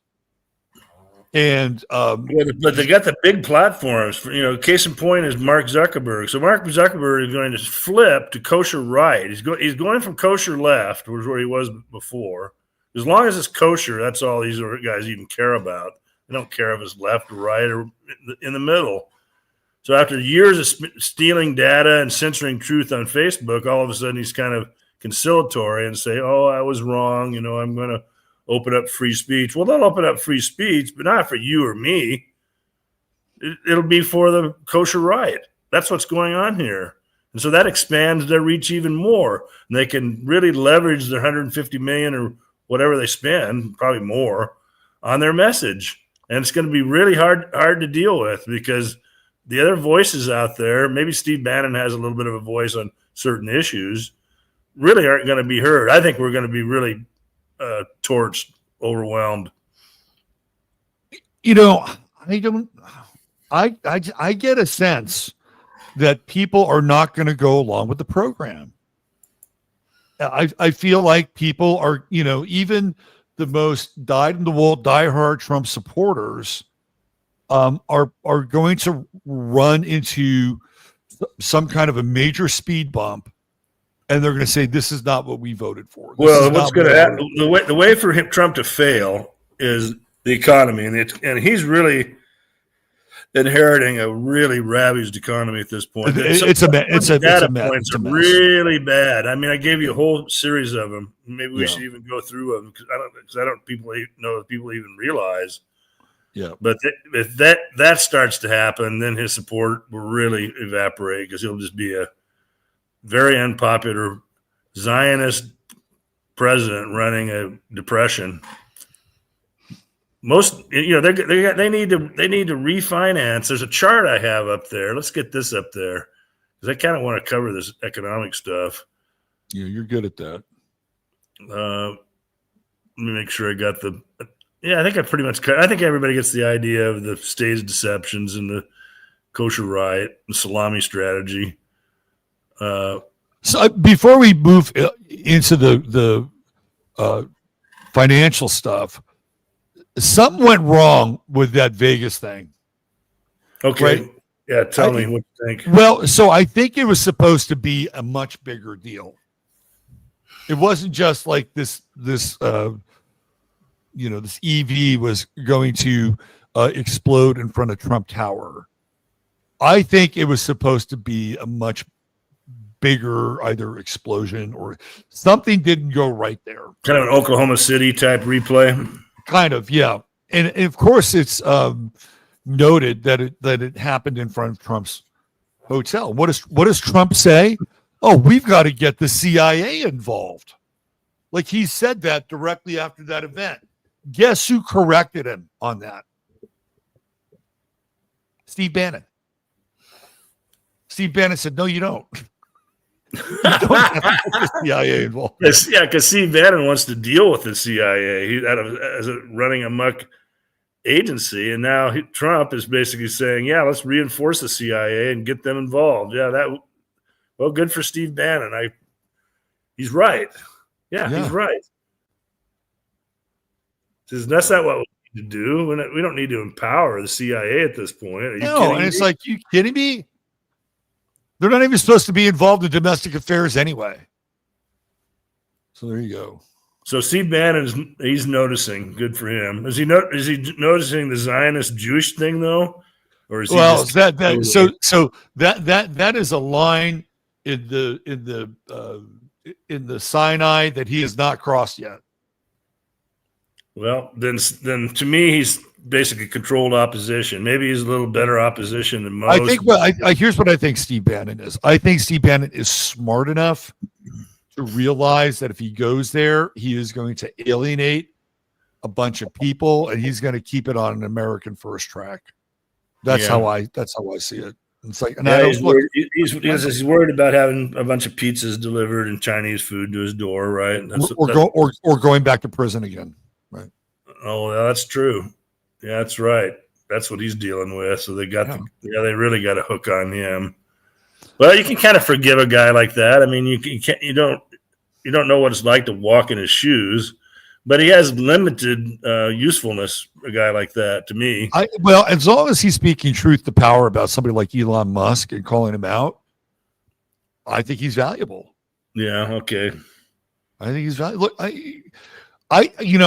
it's really easy to say, look, unless you're willing to go to the wall and, call out the J every single time, right? Unless you're willing to do that and can't do that, like, you're not legitimate if you don't do that. I think that people deal with very subtle situations in their worlds, and they do the best they can with whatever kind of limitations. And if they're being authentic within a certain frame set, and they're being truthful within that frame set, and it has value, I'm not going to hold them to that kind of litmus test. Right. Yeah. I guess I would like to see some of these big influencers that have built up a big influence be a little bit more of a flamethrowers, because Dan Bilzerian, there's your guy. Yeah, right. Because we're really under a lot of threat. All of humanity is under threat. Candace Owens. I can't say enough about Candace Owens. She's amazing. Yeah. Those are two good examples. Absolutely. And of course, they even get criticized for being. Candace doesn't care. She won anti-Semite of the year. She was proud of it. Right. All right, let's get into this money stuff. Okay, so first I'm going to start with, it says this Gordon Johnson has the U.S. Treasury financing. This is what Trump's going to be facing. It says the U.S. Treasury has $7 trillion of debt to refinance in 2025 versus $2.3 trillion in 2024. Now, the reason for that is that Janet Yellen, every single time Yellen financed the Treasury, the huge Treasury deficits, with Treasury bills that are coming due. So a lot of short-term financing. Trump's new Secretary of Treasury thinks that they should go further out on the curve for their financing. Well, that prospect has already blown out the yield curve on the long end. So that, like, the 10-year Treasury, which is what mortgages are kind of constructed around, has gone up 120 basis points since the Fed pivoted on its interest rate. So they cut short-term rates, and meanwhile the long-term rates have gone up. So that's signaling a mistake. Well, I think it's worse than that. I think it's a financing crisis. So in general, more debt issuance equals higher yields. The chart shows it. 2025, just a huge spike. In 2026 is going to be a lot of debt financing. So do I have the right graphic up here? No. Okay, I was wondering. Let me go back. We can go through the others in no particular order, but the one I'm showing you, it's right below Musk. Musk has confirmed he serves Israel. That news item. All right, I got it.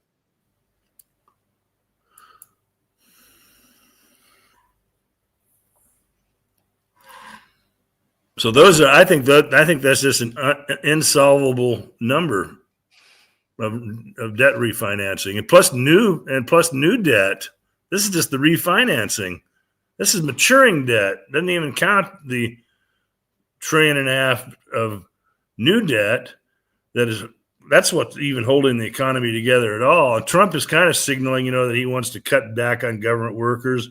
There's a story that I heard because one of my relatives is in the government union. The government unions. She's a lawyer. She's actually the wife of my late cousin. Told me that Trump has sent out. He's asking that the people in the government sign a loyalty oath to him. Have you heard that? No. Yeah, they're going to lose a third of their workers, but that's what Trump wants. What do you mean by a loyalty oath? What's inside the loyalty oath? I don't know the details of it, but it's apparently enough that a lot of people are going to balk at signing it. It's basically saying, I don't know if it's like swearing an oath to Hitler or anything like that. So I don't want to go that far. So is it kind of like a poison pill in some ways? Like if you take this, like you're either by your conscience or by your volition agreeing to things that you would just find normally. I think that's it. So the expectation is that a lot of workers that are older are going to go ahead and retire, and it'll blow the government up. And some people will applaud that, but it will also disrupt the government and put a lot of people out of work and just devastate the economy, which is totally built around this Ponzi debt scheme. This is what keeps the economy going. All this debt, maturing debt, rolling the debt over, keeping government large, keeping a lot of high-paid government workers. So if he is facing both this refinancing issue and a big layoff of government workers, that ain't going to be pretty. It may be necessary, but it ain't going to be pretty. What was I going to say? So people will lose their patience fast when they start losing their jobs too, and there's a big decline in the economic activity. Well, I while we were talking, I just got an alert from Epoch Times that Macy's and Kohl's are closing 100 stores each. Yeah. Where do those people go? What do they do? Go work at Dollar General? Well, Dollar General's in trouble too. I know. So just grab on any of those charts that I put up there in any particular order, because it's just sort of a survey of lately what's been going on in the economy. Now, it seems weird because the stock market has done very, very well, but it's mostly centered on a few stocks. So the stock market's been this zombie entity for a while. It runs on algorithms, and it's like a bunch, maybe 10 or 20 stocks are carrying the whole market. Right. In some ways, very unbalanced situation. So, Biden likes to talk about job creation, and the jobs that Biden created were government jobs. Right. Yeah. Right. A lot of them. Yeah. Do you want to look at this Kobayashi letter thing? Is that something that's just grab any of those charts and let's just flip through them fairly quickly so we can do a survey of the economy. I think this is a really opportune time. Some of this stuff I wasn't even aware of how bad it is. All right, these are bank reserves, and you got to have bank reserves on hand to finance loans. This is the pudding that makes loans that run the economy, bank loans, and you have to have bank reserves on hand to pay out depositors if they need their money, and that's down below $3 trillion. Which is the lowest going back quite some time. Big drop. That's not a good sign. And this is also, bank reserves are also a source of potential buyers of government debt, government issuance. It's low when the need is high. Okay, just grab it. Hold on one second. There's something I wanted to just make sure that I have, because it's an economic piece related to the fires. $150 billion worth of damage. It's that and more. Let me see if I can just find this. Which the insurance companies are going to have to raise by selling their bond portfolios to pay out claims, if they've even insured these people. A lot of these people aren't even insured. So who's going to take the hit on?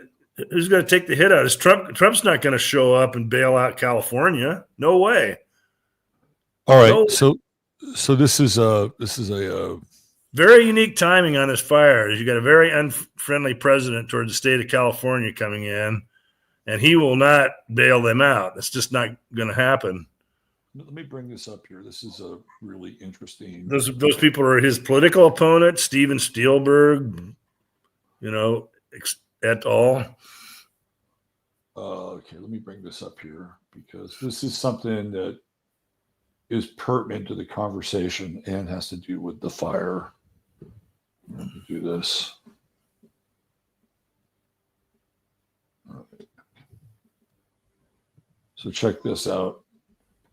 Zillow shows 6,125 homes for sale in LA alone. Some of the areas most impacted homes for sale for the $20 to $40 million range. Some stats place the percentage of mortgages in the area at 70%. So everything's leveraged. Yeah. From a rough estimate, and considering the value of land, banks so far stand to lose between $2 and $3 billion on the fire alone. Well, yeah, at least the property losses put it at $150 billion. So, yeah, this will impact banks. It'll impact insurance companies. It'll impact the wealthy people that own these houses and can't recover. Yep. That's an enormous economic hit. I mean, unprecedented. This is really bad timing. It happens right before Trump becomes president. Yep. I think that's a little suspicious, combined with the nature of how those fires were started. That's, this is, you bring up a really interesting point. Okay. People were saying, gee, the radical left have been really quiet. Like they didn't protest.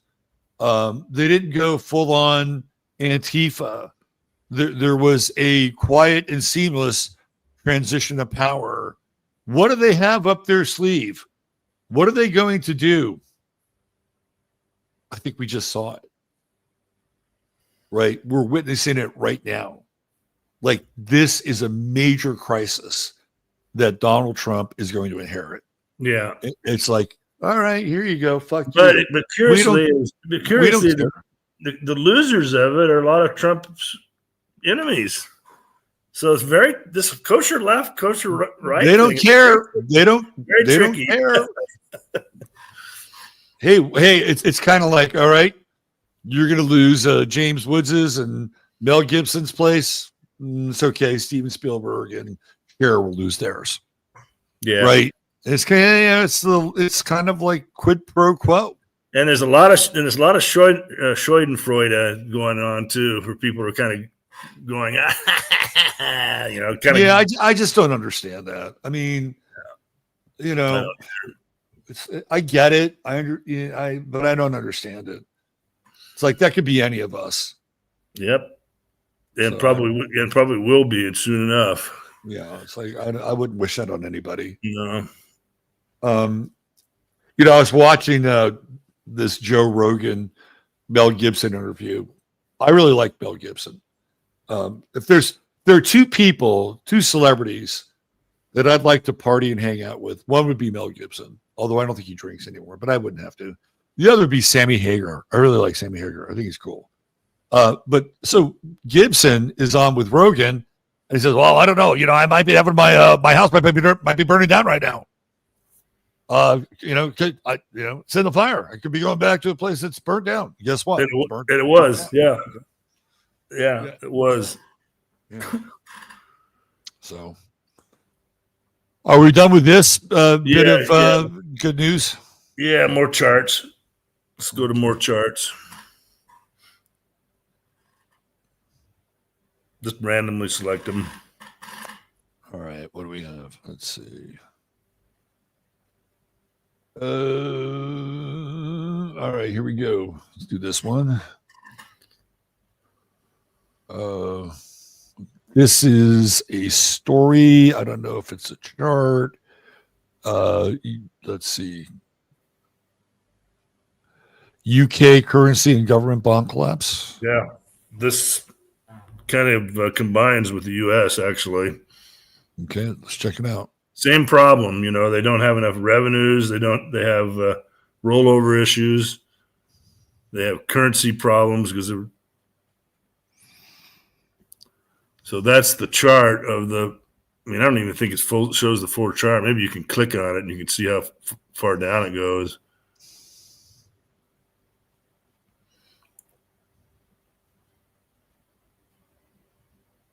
Oh, yeah. Is there any way to enlarge that? Because it's kind of cut off. Not really. Let me see. Is that better? No. Hold on. If you click on it, will it enlarge? Just give me the chart? I've clicked as far as I can go. Okay. On what you're seeing on your screen, what's the price today? 82, isn't it? Where are we? That'd be way down here. Yeah. Okay, the chart that I'm seeing and our audience is seeing shows the chart only going down as far as 92 or 91 and a half. Well, here it continues on down to 82. That's Yeah. the price of the 30-year government. That's a huge drop. There it is. Yeah. Yeah. Look at the crash. Look at the acceleration after a So brief. explain this to people. So these are bonds that are being held by the English government. Is that what this is? No, these are English issued bonds that the institutions primarily own, or individual British people, or around the world. And typically, a bond is issued at par, or $100 or 1,000. It has a yield, a coupon, and so when a bond goes down to 80, that wipes out 20% of the value of the bond. Jesus. That's a pretty, so-called conservative government bond. That's quite a loss. And then the currency's doing just as poorly. So this is it looks like what would you call this? Like a holiday spike or something? In December? Yeah, I think they did. I think they did some government intervention, because they always run the government intervention to kick the can down the road. But now that's failing. So that goes to show that interventions are failing. So Britain is in very, very dire straits. And the United States is too. It's starting to reflect in the yields on U.S. government bonds as well. The U.S. government bond isn't quite as bad as this, but it's getting that way. It's showing some very bad signs. And then you got Trump coming in as a very aggressive politician, threatens people, puts tariffs on people. That's a bad formula for this type of financial environment world, in developed countries. So if you were president and you, to the best of your ability, understood the financial situation that we're in, what would you do? Oh, I think it's hopeless. I would never put myself in that position. It's just the only thing you can do is resort to the previous tactics of just kicking the can down the road. But their underlying signs, the economy is going to go into a really severe recession that it can't handle with way too much debt, like a big debt bubble. So in a way, ultimately when you get into these default modes, you got to get the creditors and the debtors together, and you got to negotiate, kind of like they did with Argentina and countries like that, and get the debtors to take a haircut. But under the Jewish matrix, that's like Holocaust. They're not going to take a haircut. Right. They just, look at Singer. That's what he does. He'll go in and buy distressed bonds like this. Right. I wouldn't be surprised at some point he even enters into this market. Maybe buys British. I don't know what he's buying. I'm not privy to him, but he's said before that he sees all kinds of delicious assets and opportunity for restructurings. Yeah, so he's really big into loss, right? He wants to capitalize on loss. Yeah, so once the loss is starting to pound up and the panic ensues, he'll scarf up the bonds like a vulture capitalist, go back to these governments and say, well, why don't you just pay me? He'll buy this British bond for 60 cents on the dollar and go back and say, I'll cut you a deal. We'll forgive half of this debt and you just give me a profit to 80 cents, that type of stuff. They're workouts. That's all it'll be. And Trump has got a bunch of guys to work with these Jew vultures big time. That's what it's really going to unfold. BlackRock. Right. So Russ is referring to Paul Singer, who is the head of Vanguard Capital, and also the primary financer behind Project Unit 8200. You knew that, right? Yeah, and I'm not surprised to hear that because he's a big supporter of the Israeli IDF. Yeah, he uses U.S. tax dollars to help fund Unit 8200. I would recommend people go and listen to an interview with him. He's a really smart guy. I mean, he's a fascinating guy to listen to. In some ways, I kind of envy him. That's one Jew that I sort of envy because he's just sort of sneaky and sort of wise in his ways, and his timing is very good. And probably great intel. He destroyed Cabela's. Yeah, right. he really worked Argentina over the fire. It really came out pretty full whole on a lot of the investments he made and made big money. Well, by the way, he is a shareholder in Twitter, just like BlackRock, shareholder in Twitter. Big player, yeah. He did it in Peru, so I would look for him to emerge on the scene. And very secretive. He's not going to come out and tell you what he's doing. You'll find out later. Because a lot of this debt is issued in the New York courts. The covenants are adjudicated in New York. Well, who are the judges in New York? Fellow tribesmen, fellow members of the tribe that are going to rule in his favor every time.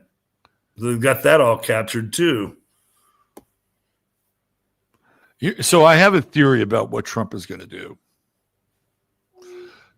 I've been studying the rise of dictators and tyrants, and when I use those words, I use them only because those are the words that we have to use for people who seize power, right? Dictator, tyrant, Caesar, oligarch, whatever you want to term it. But I've been looking at the rise of a lot of these characters, and almost to a T, they come out of the military. They're usually generals, whether it's Stalin or Franco or Pinochet or Nasser, and then they stage a coup and they take over the government, right? So some interesting things happen when these characters take over. In many cases, one of the first things they do is they annex something, right? So they gain some sort of territory or capital. In the case of Nasser, he annexed the Suez Canal, which eventually results in the 1956 war with Israel, France, and England literally invading Egypt because they didn't want Egypt to run the Suez Canal. But annexation becomes a kind of an integral part of a regime change. So what is Trump talking about right now? He's talking about getting Greenland, right? He's talking about Canada. Now, a lot of people think he's just joking around. I don't think he's joking around, because when you look at the economic picture, which you're bringing into focus here, one of the ways that it can be addressed is by taking on more territory and a new resource that's exploitable, right? So I do think he's serious about Greenland, and I do think he's serious about Canada. Well, somebody ruling the United States has got to do some grabs. They have to do some grabs. Personally, if I was president, I would grab the bankers, but that ain't going to happen. That's not going to happen. So I'm just telling you the model, okay? After annexation happens, the next thing that happens is that there is a nationalization of some kind of industry, right? Yep. So I think Trump will do some form of nationalization with something as a potential financial. Well, he could privatize stuff. That's This is what I'm referring to. I think that's what his administration is set up to do. I'm going to go one step further. And I know that this sounds completely unfeasible and radical, but I think that Trump is in his administration is going to work out a deal with big oil in this country. And there's going to be some form of nationalization with oil and petroleum in this country. That's what I think. And the model would be based on these private petroleum companies selling to the government. Yeah. The government becomes their client, right? And then the government then resells the oil or the petroleum and then profits off the margin. Right. The third thing that happens when these regime changes occur. And then the other deal they cut with them is to basically privatize all the land, get rid of all the government, There you go. That'd be probably part of the deal, right? Yeah. Then you get kind of a boom out of that temporarily. Right. And if you're Elon Musk and you're all freaked out because you want electric vehicles, Trump just pulls him aside and says, "Hey, look, we're kind of running the oil game here, right? So if we want to turn off the tap, we can do that, and we can just go straight EV. So don't worry about it, right? We're in charge." So the next thing, again, this is I've seen these things. The next thing that they do is that there is some what do you call it? There's a reallocation of wealth, right? So in some cases, like in Egypt, for instance, and the same thing happened in Spain, Franco and Nasser looked at all these huge landowners, right? Like they controlled large tracts of land in both countries. They said, "We're taking it." And then what they do is I think they do it in the United States. It's very financialized. That's kind of why I had these charts. I'm just telling you the pattern. Yeah, right? I agree with a lot of that. But they redistribute the wealth because the peasants need bread, right? Because then the next stage after that is basically getting rid of your enemies, right? That's the next stage. That's the Pinochet, the disappeared stage. That's when you cannot criticize the system at all. Yeah. Right. So this is how I think these things are going. The way the wealth is redistributed in the United States, because it's very financial. Financialization is the term for it. They produce a lot of paper. And so what I'm leading to, and you can go and I got these charts on my side if you want to see the rest of the charts, because we're kind of wrapping up the program. But a lot of these assets, like commercial MBS bonds, mortgage-backed security bonds for commercial office buildings, being severely marked down. The market is collapsing. All this debt that's out there, and that's how they're going to work it. And so you got to have, if you're part of the government, you got to have somebody on your team really representing the government against these vultures. And I don't think that's going to happen. I think they're going to just let the vultures have free rein, picking these assets up. And the process is I think it'll go on through the next couple of years with the Singers of the world, and they'll just grab asset after asset, and it's all financialized. They know where the courts are that rule on this stuff. The courts are Jewish-controlled courts that totally back their operations. It's a monopoly. And I don't see Trump facilitating the interest of the people in this instance. Trump is not a Main Street guy. No. Trump is a Wall Street guy. He's not a Main Street guy. That's the last one. I think we didn't really go over this one, but I think this is the last one. So that shows the delinquency rate of office CMBS issues, and it's just a financial crisis. It's worse than the financial crisis in 2011. Look at the spike. Yeah, it's happened this year. Look at the subprime credit cards. That's all financialized. This is all paper held by individuals and institutions, family offices, institutions. Look at this. Look at the subprime credit card chart. Where's that? Oh, it's just in there nearby in that stack. Let me see. So I think that the redistribution of wealth is going to be related to some form of digital currency. And everybody will start off with X amount in their accounts, right? And they'll have their debt wiped. And that's the reset, right? That's going to be the redistribution of wealth. But in order to get that, you're going to have to go into their credit score soft surveillance system. Yeah, that'll be part of it, definitely. Yeah, that's a no-brainer. But this looting operation is also a critical part of it because it really concentrates the wealth in the hands of these oligarchs. So right above the Elon Musk and the bank reserves is the credit card delinquency rate. Okay.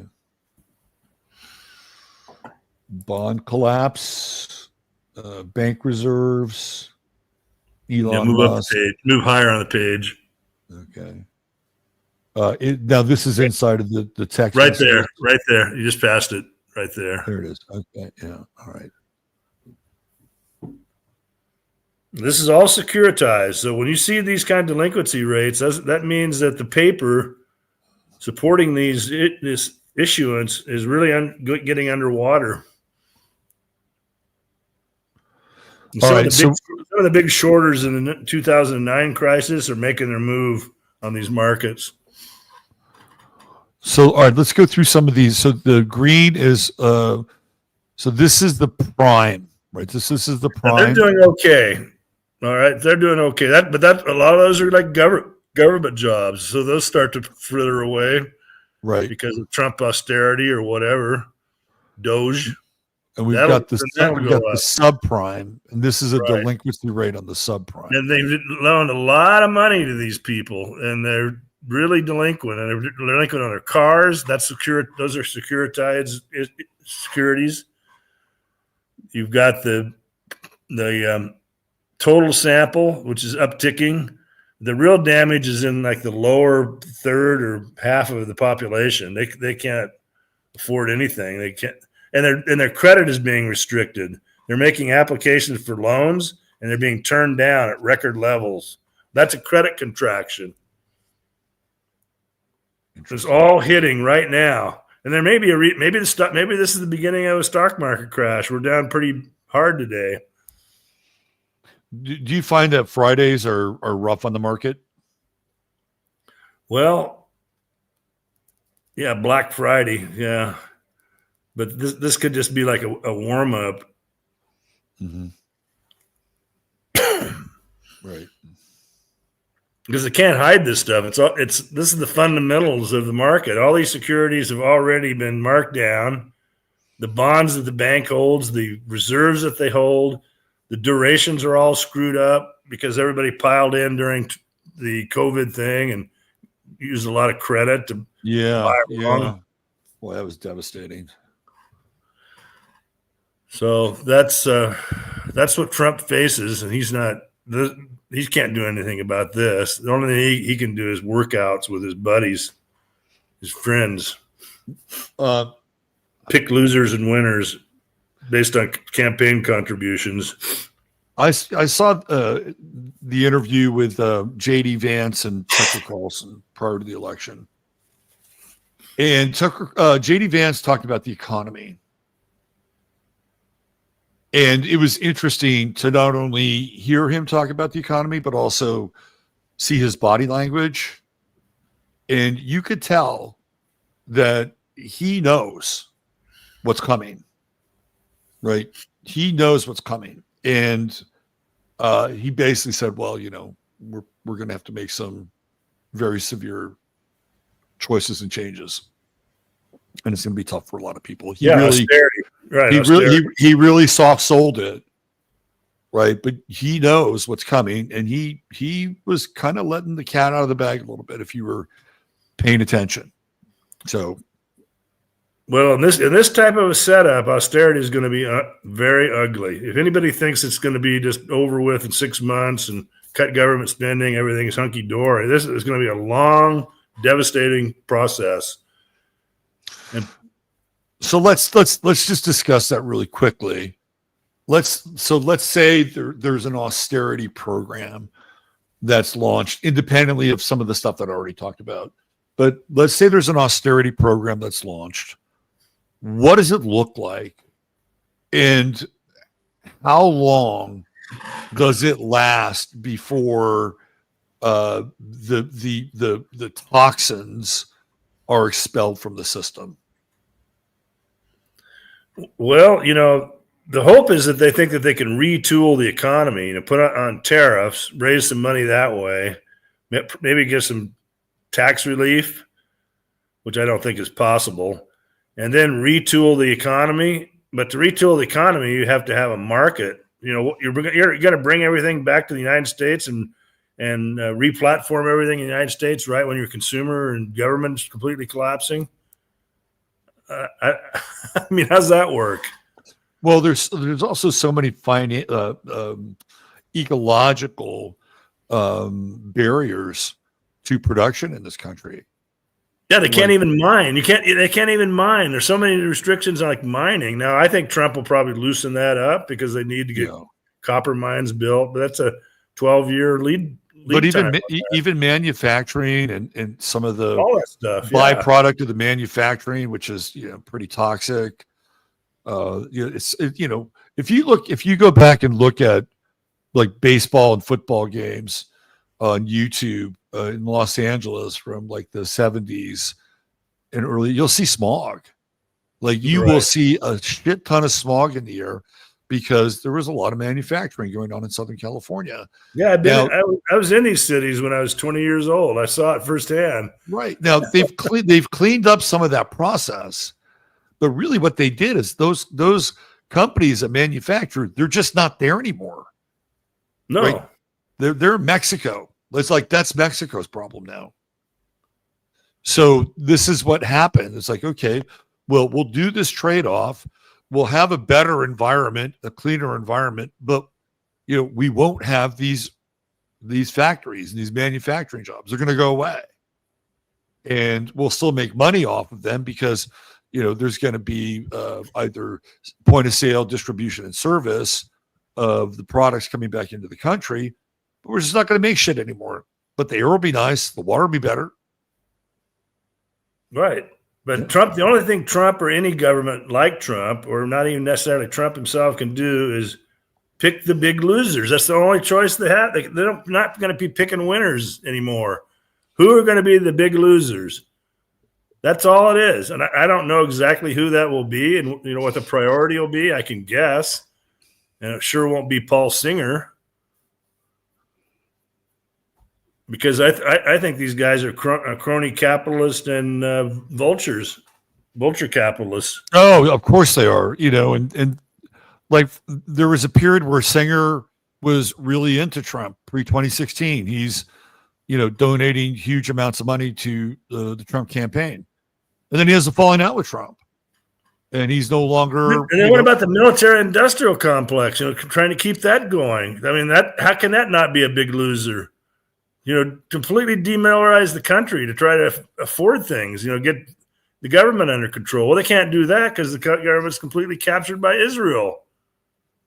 Yeah, that's a whole other part of the story. But right, yeah, I mean, if they were to remove the majority of the bases that they have around the world and bring these people home and not have to continue to pump money into keeping these bases alive and proxy wars, right, it would probably be a slight boon to the economy, right? You could find other positions for these people that are overseas. You can get them to do things in this country, but that would be a place that I'd start. I'd cut a lot of the fat with these military bases all around the world. Bring the trained military people back to work in the factories, which you're trying to reboot. We try to re-platform everything. Well, so they get training in the military for some kind of job outside of the military. When they're done, well, you just apply that training to whatever it is they can do. Right. So that's where I would start. I'd keep some strategic. Given what we're looking at, what I just described, just with these few charts, the idea of an H-1B program is ludicrous. Bring a bunch of Indians over to take what few jobs remain in the United States. It's just insane. Right. It's Let's put a bunch of people out of work. Let's close down 200 Macy's Kohl stores combined. Then get let's rid of bring in a bunch 20% of government workers. And let's bring in a bunch of unskilled labor at a much cheaper price to do whatever jobs are left. Like that makes a lot of sense. Yeah, it's insane. Yeah. These tech bros do not have the larger picture at all. They just basically have their narrow interest, and Trump just basically takes money from them and does what they wish. It doesn't look bad. If anybody really thinks that Trump is going to perform some kind of a miracle, go back and look at all my charts and then come back to me. Come back to us later and you tell us how it's done, how a magatard program works. Real program. I just look, in reality. I don't think any president, Trump, Biden, I don't think any president has the magic wand to wave over this situation. Right. I think what Trump is going to try to do is he's going to move into the digital space with these guys. And, that probably includes Bitcoin, and try to bring in some other kind of variable into the economy over and above what we talked about. Is it going to work? Is it possible? We're in uncharted territory here. We just don't have any models for it. And nobody's really talking about it enough. I mean, you're hearing it on our show. I think this is really a good show. The last hour in particular. And people just aren't hearing this stuff. You're not hearing this on Joe Rogan. He talks about so much flippant stuff. Come on. Well, every now and then he'll have a guest who will address something like this, right? Whether or not Rogan will stay on the line of inquiry with that guest, he had a really interesting exchange with Mel Gibson. Joe Rogan kept pushing him on evolution, and Mel Gibson's like, "No, I'm not there. I'm just not there." He's a Catholic, right? He believes in creation, and at the end of the day, right? Like Rogan's still trying to prod him, like, "Hey, what about this? What about this? Like, what do you think about this?" Doesn't and Mel Gibson had the best answer. He said, "You know what?" He said, I don't have to believe in it, and it's fine with me." Right? Like he just kind of shut Joe Rogan down.